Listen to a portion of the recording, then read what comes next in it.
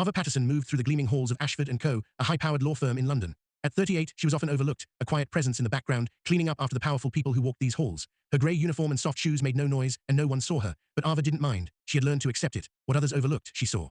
Her evenings were spent in the small flat she had once shared with her late sister, where she wrote in notebooks hidden under the sink, capturing fleeting thoughts, fragments of poetry, the things people discarded, the things that mattered. But her world was always quiet, until one night. In James Sinclair's office, a sharp, cold partner known for his harsh demeanor, Ava found a handwritten note left on his desk. The words were cruel, mocking a junior associate. Without thinking, Ava added a reply, turning the paper over, writing, "We are not all sharks. Some of us are just trying not to drown, and if you ever look down long enough, you'd see the ocean is full of bones." Her heart pounded as she left it there, not knowing why she'd written it, but knowing it was out there now. Over the next few days, the exchange continued in secret. Ava would write a message, and Sinclair would reply. They never met, but their words grew bolder, more real, until one day, Ava found a note with a single question. "Whose bones?" Ava wrote back. "The ones who built this tower, but never got a window. The ones who left their names at the door and walked in as shadows." This quiet, hidden dialogue between two people, one the powerful partner, the other a cleaner, continued until one evening, Ava walked into his office and found him sitting behind his desk, waiting. "Ava," he said, calling her by name for the first time, "I wanted to meet the writer."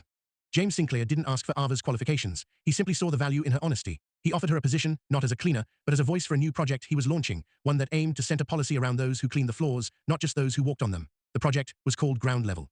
Though Ava was hesitant, she accepted the offer. She started a new role, writing reflections on the company's culture, challenging the hierarchy and power dynamics she had witnessed. Her words struck a chord, and she was invited to present her findings to the company's board. On the day she stood before the executives, Ava spoke plainly.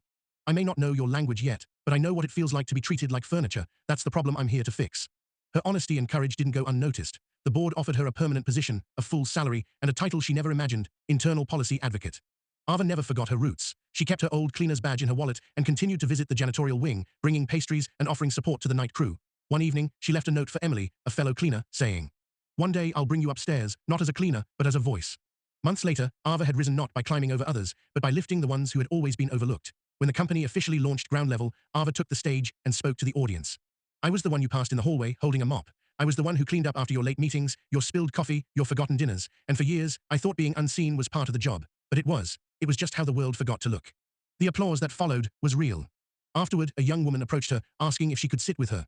Ava handed her the notebook where it all began and told her, "This is where I started. But more importantly, don't let anyone tell you your story doesn't belong here. The building just forgot it was made for people like us too." Ava's story spread, and her voice became the one that opened doors, not just for herself, but for others. She had climbed not over people, but through them. And now, she kept the door open for the next forgotten soul. If this story moved you, leave a message of thanks for Ava in the comments, or type, "Don't let anyone tell you your story doesn't belong here."